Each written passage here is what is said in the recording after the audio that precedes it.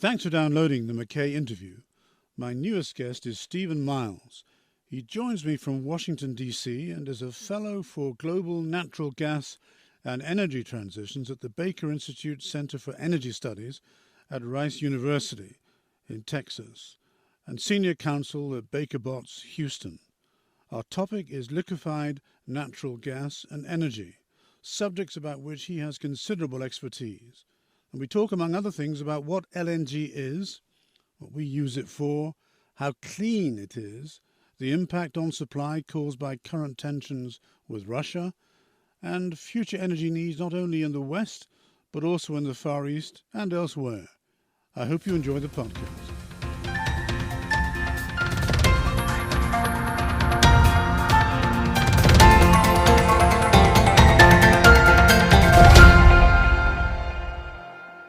Hello, everyone. You only have to step outside in the early morning to feel that winter is not so far off, at least if you're living at about 400 meters above sea level and on about 46 degrees latitude in Switzerland, as I am. And though it's been an exceptionally mild autumn after a blazingly hot summer this year, common sense tells me that it's time to change to winter tires on my car. And as I prepare for another Swiss winter, my thoughts recently, for a variety of reasons, have turned to keeping warm and the price of keeping warm to the many in Ukraine who at this time of writing have no heating. What a wretched existence that must be, and we can only hope that a good defense against Russian artillery, bombs, skillful fast-working engineers, and help from allied countries relieve their suffering and mitigate in some way the cold for the suffering families, the elderly, and the children in those war-torn regions where fighting still occurs. But my point, or the point of my interview today, is not war, but rather energy, and in particular kind of energy, news of which has appeared in our newspaper headlines and on our radio and TV bulletins with greater frequency throughout the past year. A particular kind of energy about which I know too little, but would like to know more, and I'm referring to liquefied natural gas, or LNG. Now, LNG is an important component of our energy mix, and my guess is that many of you listening are as vague in your knowledge of what it is as I am. And to help me understand it, I called on the help of an old friend who is totally immersed in the subject, though that on reflection is probably an inappropriate expression. Stephen Miles is on the end of a Zoom line near Washington, D.C., and he and I go back almost 30 years when we used to work very closely together in a previous life at a time when he was based in the Middle East and was a trusted advisor on some crucially important business matters in that part of the world.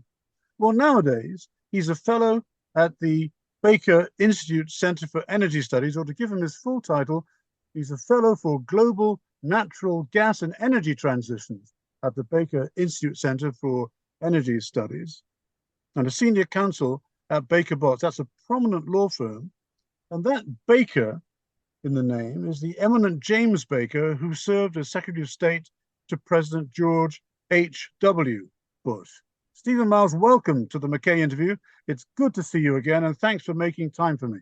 Stephen.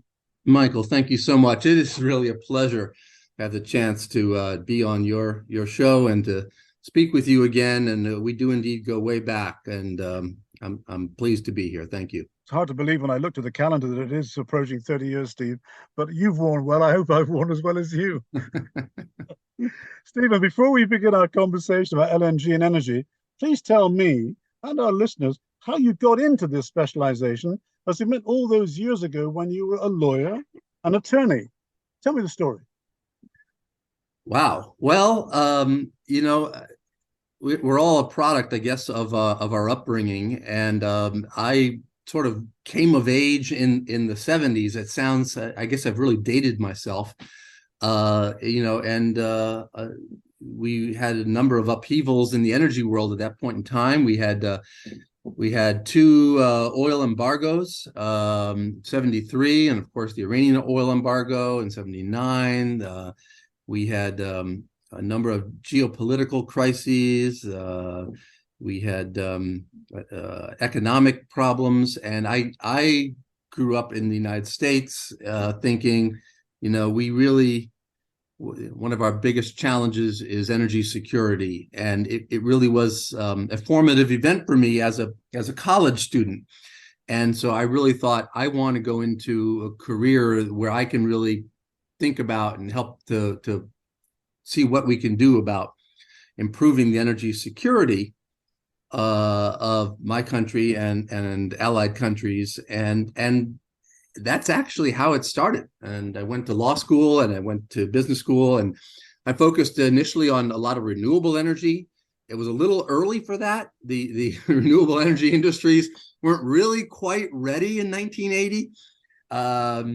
But over the course of my career, I touched on just about all forms of energy other than nuclear and coal. Got into liquefied natural gas early on, representing helping Japanese companies in purchasing LNG supplies, natural gas supplies for their country from Indonesia and elsewhere. And that really continued on through the various cycles. You and I knew each other during a phase when we were both busy in the Middle East. That's right. But when I came back to the United States, I sort of resumed, picked up my background and specialization in energy, and really for the last 25 years, I've really pretty just done energy all the time. Oh, I was wondering how you spend your time and your personal energy between academic work, because I know you told me that you're at Rice University, which is a very well-known university in Texas, and the lawyering you did or you used to do for that firm, Baker Botts, which has deep roots in Texas.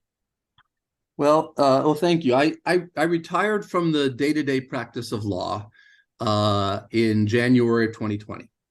I'd done it for 36 years or so, give or take, and I wanted to do something different. I was offered a fellowship at the Baker Institute to write and think and speak on energy policy issues, and I found that very interesting. Okay, and so I've done that, and there's a lot of overlap to my old life, but I don't practice law by the hour anymore. So okay. Some say I found an honest living finally. So, Stephen, help me with a simple question right at the beginning for my benefit and for the benefit of listeners who are not in the energy business. What is LNG, liquefied natural gas, and why does it appear to have crept into our news headlines, our news feeds so much in the past year or so? It's simpler than it sounds. The L is simply the mode of transportation for natural gas. The L is liquefied. And because natural gas is, as its name describes, a gas, it's very hard to capture and to transport. Typically, you would transport it by a pipeline. But you can't really do that across the Atlantic Ocean or the Pacific Ocean. It's too far, it's too deep, and things like that. So the L is another way of transporting natural gas. That's all it is. And that is you chill it to minus 161 degrees centigrade, at which point it turns into a liquid. In a liquid form, it is 1/600th of its volume. Oh, so very small. Very small. And at that volume, it's economical to pour it into specially built ships, which are essentially very expensive floating thermos bottles, and sail them around the ocean to ports where there's a regasification terminal. And essentially in the regasification terminal, what you're doing is warming it up. And when you warm it up, it just converts back to a gas. So you've made my next question a little bit redundant, because I was going to ask you, typically, what is it used for, or what is it better used for? But maybe that's a question which doesn't need to be asked. It's used for all the things that natural gas is used for. And so typically, we in Europe and the United States, we use it for power generation is a very large component. We use it in petrochemicals. We use it for some other things as well, but power generation, petrochemicals are two of the largest uses. Some direct heating, some natural gas pipelines and heating, cooking, of course, things like that. So you'll have natural gas distribution pipelines, city pipelines. And those are the things it's used for. It is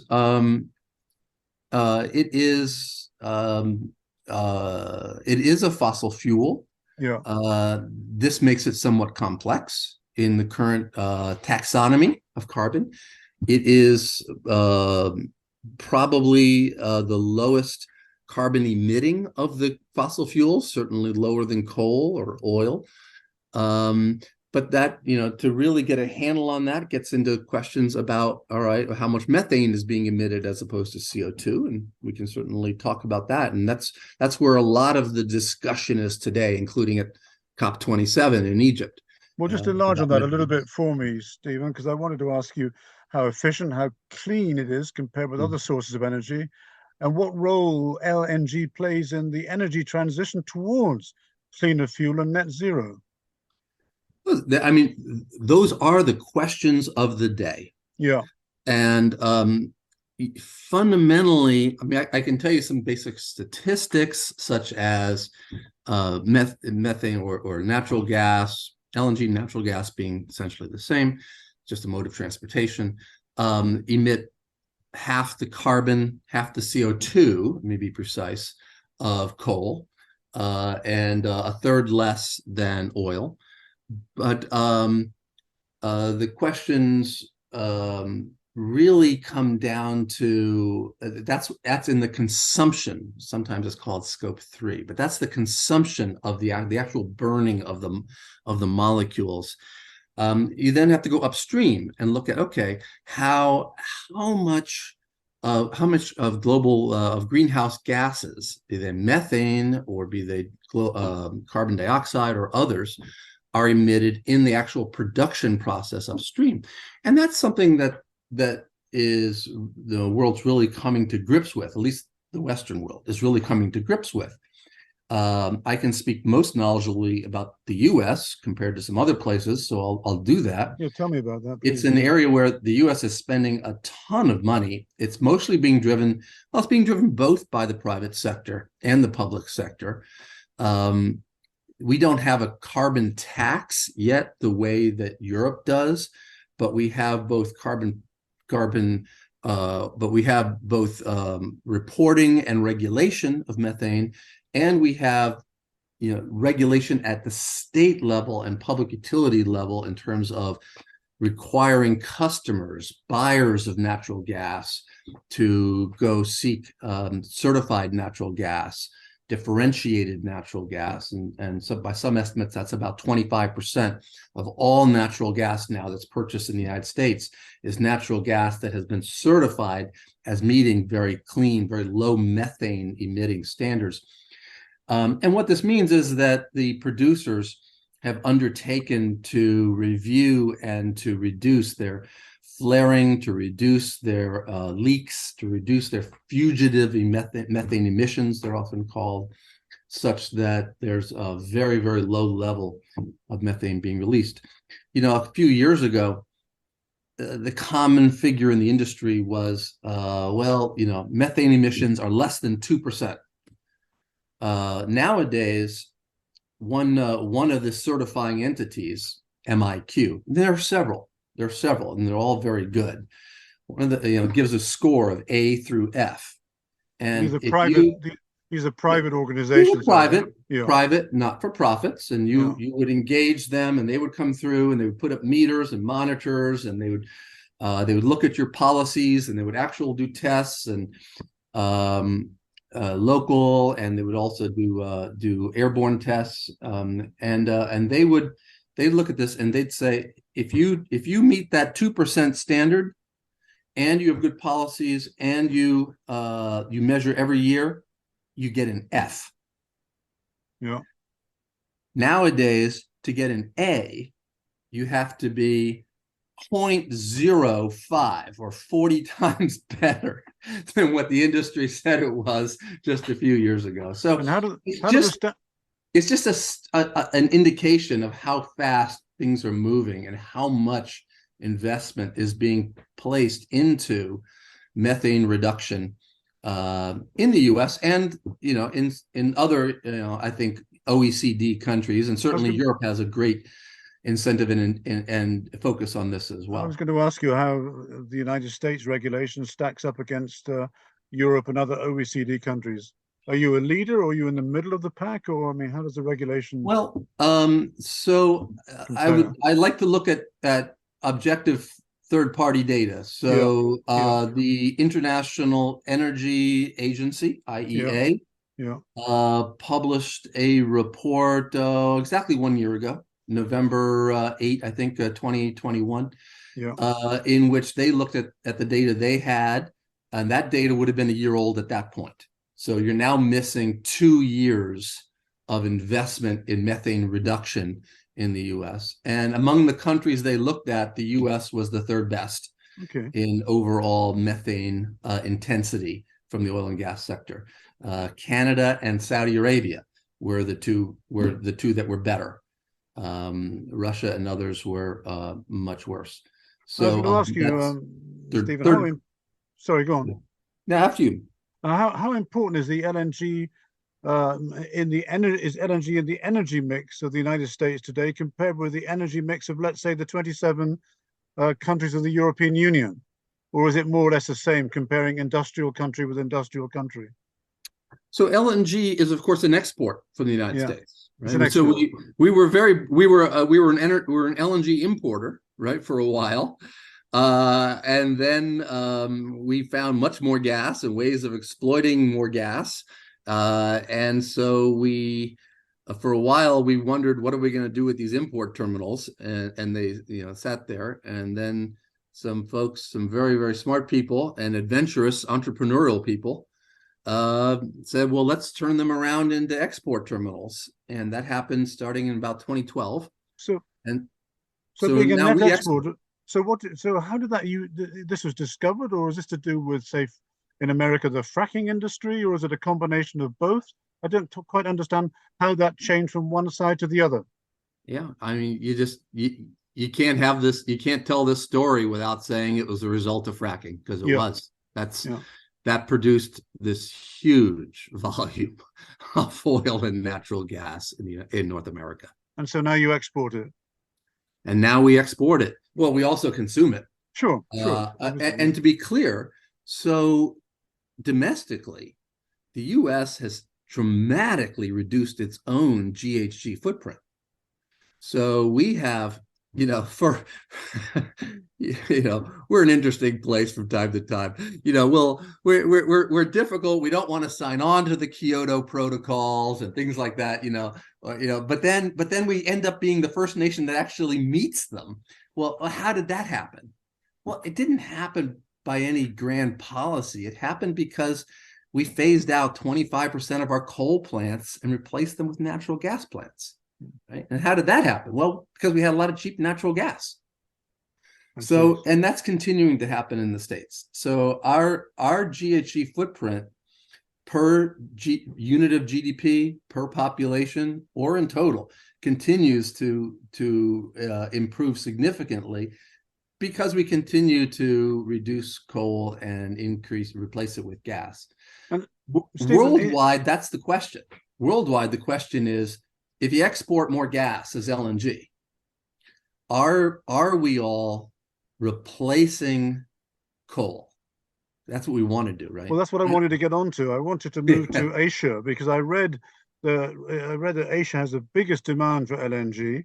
First of all, is that correct, what I've read? And give me some insights into the Far Eastern world of energy and the domestic and commercial needs over there in the Far East. Oh, everything you said is correct. Yeah. Very substantial demands for all forms of energy, both because of growth.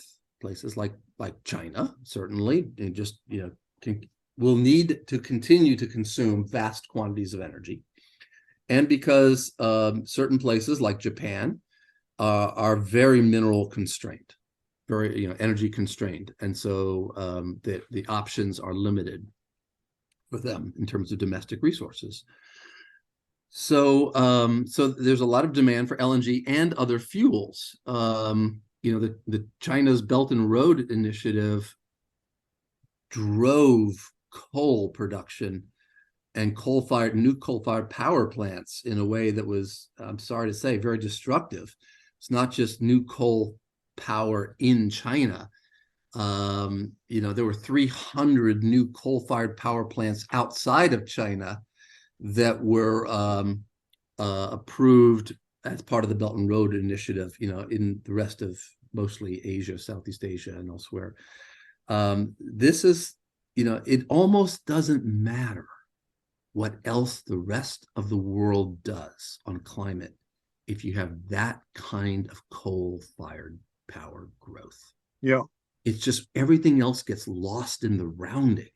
It's just overwhelming. So that's real.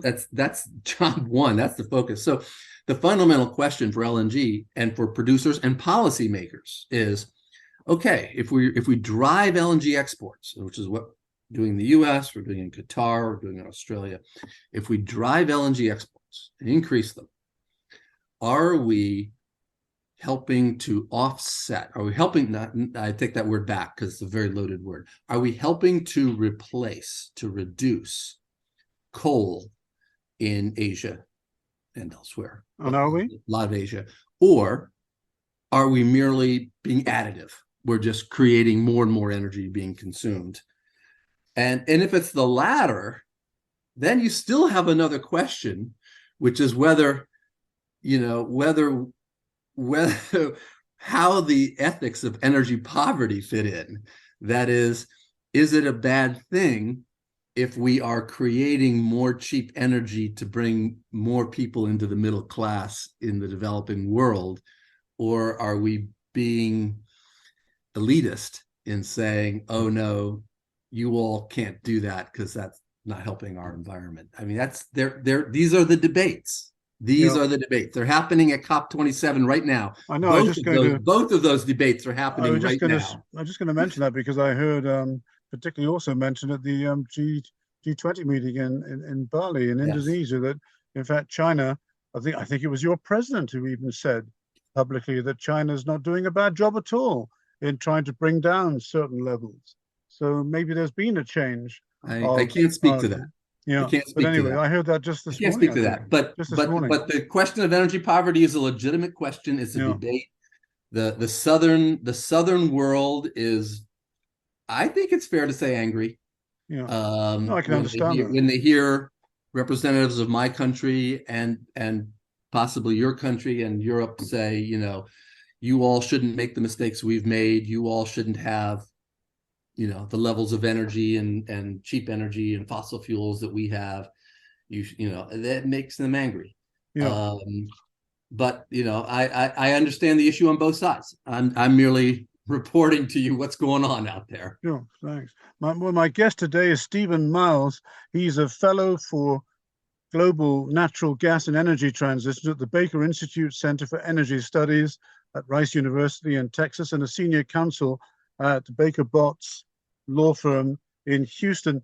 Stephen, may I ask you, coming back to my home base in Switzerland, Swiss-based companies trade significantly in oil and gas, particularly Geneva, where I am close to now, and Zug, where I used to live before I moved here. What can you tell me about Switzerland's role in the global market of LNG? Well, you're right. They are, and it's becoming a very important role. So Switzerland's always been a basis for commodity traders, and that's expanding. So you have there are 4 companies that are very active, in particular in commodity trading at the moment. I'm sure I'm going to leave one out here, but Trafigura, Glencore, Vital, and I think Governor's one, isn't it? Oh, thank you very much. You saved me. Thank you. All in the public domain, and so they're very active in LNG trading, and what they have done is helped to create the secondary market for LNG. I said at the beginning, you can pour this liquid onto these very expensive floating thermos bottles, and that makes it sound easy. But because so much capital is required for the LNG world, these liquefaction plants can take $10 billion to $40 billion to build, and each vessel can take $250 million to build, and you might need a dozen of them for one project. And each receiving terminal takes $1 billion to build, just in rough. So this kind of capital makes huge it amounts of money. Huh? it makes it Yeah. very lumpy, Yeah. right? Capital wise. And so LNG tends to be rather static in terms of its point to point, rather than the oil trade, where you can pump it out of the ground, put it on a rusty bucket, and ship it anywhere. I'm not trying to offend my oil friends, but it's a lot easier. There's a fluid market, pun slightly intended, for the oil market that is harder for LNG. But these traders, based in Switzerland primarily, have helped to provide some liquidity, again, another pun, sorry, in making this secondary market work. So they will come buy cargoes, strips of cargoes where perhaps someone contracted long-term, but now they don't need them, or they're slightly out of the money, and then they will put them into their portfolio and they'll sell them somewhere. So when you see diversions to Europe, for example, this last winter, right? You saw cargoes diverted to Europe. That happened in a flood, right? Immediately upon the Ukraine invasion by Russia. 74% of all U.S. cargoes just turned on a dime and went to Europe. 74%. 74% of all U.S. cargoes went to Europe the first several months of 2022. That happened for a couple reasons. Number one is U.S. contracts are uniquely flexible in that they allow for that. They allow destination flexibility. They allow the buyer to take them anywhere. Number two, there was a lot of policy drive from the US, UK, and EU to get people to do this, fine. And number three, you had arbitrageurs like the Swiss traders and others come in, say, hey, we see high prices in Europe. Yes, we want to be patriotic, but yes, we also want to make money. We see high prices in Europe. We're going to buy these cheap American cargoes, and we're going to send them to Europe and make some money there. So all of that happened. You've already sort of got into my next question. I personally don't like this newly minted word weaponized, but I guess I wouldn't be wrong to say that LNG's significance has sharpened, if I use that word, over the last 9 months. Tell me about how its price and how its availability have been affected by the war in Ukraine. You've already touched a little bit on it, but go into a little bit more detail, because we're going into winter here now. You must be aware of the political issues in terms of fuel poverty and heating homes, whether it's in the United Kingdom or France or Germany. What's your perspective on this with your knowledge and from your base in the United States? Of course.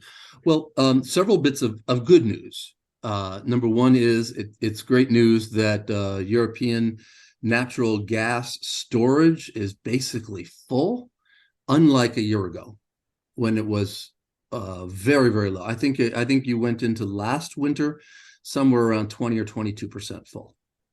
And this year, it was somewhere around 95% full as of November 1. Germany had a mandated 95% full requirement, and I think they met it. So you're in much better shape. Another bit of good news: it's been warm thus far, as you mentioned at the top of the show. That's right. That certainly helps. My understanding is that the natural gas storage that you have is sufficient quantitatively to hold Europe for 2 full months by itself, assuming no Russian natural gas coming in. So that's a good slug of gas, no doubt about it. In fact, your tanks are so full that you're turning away tankers. I read recently, just in the last few days, something 18 or 20 tankers were turned away, LNG tankers. So sorry, can I stop you there? It's just for the naive question. But when a port in a country turns away a tanker, where on earth does it go? Asia. They suck it up very quickly.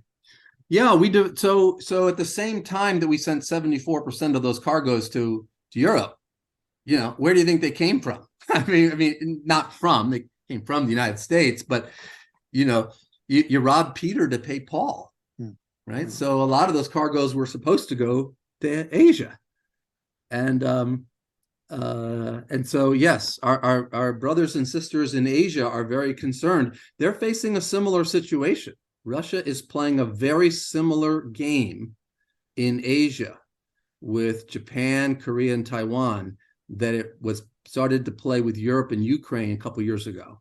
They nationalized the Sakhalin-2 LNG plant, which supplies almost 10% of Japan's LNG. Remember, Japan has almost no other fuel sources other than the natural LNG, and 6% of South Korea's LNG.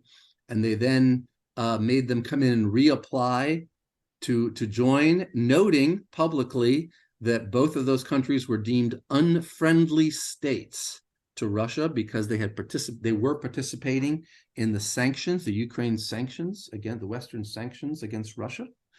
So this is a geopolitical game. Russia played it in Ukraine and the West and Europe, and now it's playing it in the East. And our friends in Asia are concerned and worried. So they're happy to get these cargoes back. So bearing the politics in mind, and my own expression, the consumer imperatives in mind, are we likely to be consuming more LNG in the coming years, or less of it, or just maybe energy in a changed form regarding renewables and those other things that are coming on stream, or becoming available in greater numbers all the time? More energy? Well, we are an energy absorbing species. Because of growth. Because of, yes, population growth, because we have a tendency to try to lift populations out of poverty. Yeah. I was listening today, 1 billion Chinese have been lifted out of poverty into the middle class in the last 20 years. Yeah, I heard the same report, Stephen. Is that something we're supposed to stop? No. I don't know. I No. mean, it's not for me to say, but I mean, why should we stop that? Is our energy, on the one hand, our energy intensity increases. We have devices we'd never had before. Electronic devices, communication devices, thinking devices, calculating devices. On the other hand, can we be much more efficient than we have been? Absolutely. Is efficiency underway? Yes. I think Europe's going to lead the way on this. I think difficult times like you have been through in the last 10 months and such as you're leading the way through now are going to lead to what's called demand destruction, which can have a positive impact. I think Europe's going to come out of this. Not that you might have wanted to go through it, but I think you're going to come out of it as a leader in how to be much more efficient from an energy perspective, even than you were before. Yeah. And the rest of us are going to learn from that. So all of that will contribute to answering your question. I don't know what the final sort of net result is worldwide. Where natural gas and LNG fit in,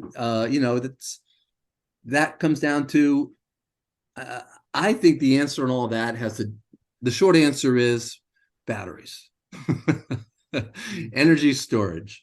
When we get energy storage so that it is universally available at scale, on demand, then renewables will take over everywhere. And just look a bit, we're getting close to the end of our time now, Stephen, but just have a deeper look into your crystal ball and give me some other things that you see that you haven't had time to mention about energy and LNG and Europe and also in Asia.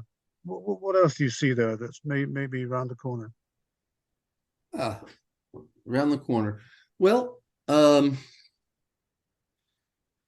think it's I think in the medium term, Europe's taking the right steps. It's doing what it can do. It's filling storage. I think the floating storage regasification vessels that Europe has added in the last 6 months, and you're scheduled to add the next year. These are tankers that you move in, you anchor offshore. It might be a few hundred yards offshore, it might be 2 or 3 miles offshore. Save you from having take years to build an onshore terminal, and you don't have a stranded asset then, right? So you can fill, they immediately help you fill this LNG gap, this natural gas gap, while you are pursuing your energy transition goals, your carbon taxonomy goals. And when you've got that, the next great wind farm, the next great solar field, whatever it might be, you wave goodbye to the floating storage vessel. It weighs anchor and it leaves. So I think you're on the right path there. I think that makes an awful lot of sense. Some onshore might make sense, but I think you're really, these offshore vessels make a lot of sense. The world is, those are sopped up now. I mean, the demand became really fast, but they can be built pretty quickly. You can take an existing hull and put topsides on it within a year or two. You can build a new hull within 2 to 3 years. Anyway, it gives you a lot of flexibility. So I like that move for Europe. Ultimately, I think renewables will continue to play a bigger role. I think some renewables are a false idol. I hate to say it. I think burning wood chips actually does not help the environment. Cutting forests to burn wood chips, producing more carbon, more CO2 than other fossil fuels is just actually not helpful. And counting that towards this, Paris climate goal achievement is just really cynical. So there's a big debate about that in some countries. Disappears. So my thing is, people say, well, what's the solution? And I say, avoid bumper stickers. Any energy solution you see on a bumper sticker, avoid it. It's it's a deep, we use a lot of energy as a species, and none of these things are easy, but we can get through all this together. We can pursue climate and energy security goals together, both of these, and let's just let's avoid hypocrisy where we can, and let's do the best we can everywhere. And I think it'll work out. In brief summary, Steve, don't be glib, and these things do take time. Stephen, I knew that I would learn a lot from you, and you've not disappointed me. You never did anyway. Thanks for answering all my questions so clearly and so completely. My guest today has been Stephen Miles. He's a fellow for Global Natural Gas and Energy Transitions at the Baker Institute for Center for Energy Studies at Rice University in Texas, and a senior counsel at Baker Botts in Houston. Stephen, thank you. It's been great to see you. Great talking to you again. Michael, it's been my pleasure. Thank you very much. Thank you for listening. Please share the show with those around you, and if you have any questions or feedback, write to me at contact@mackays.ch. I promise that I will reply to you.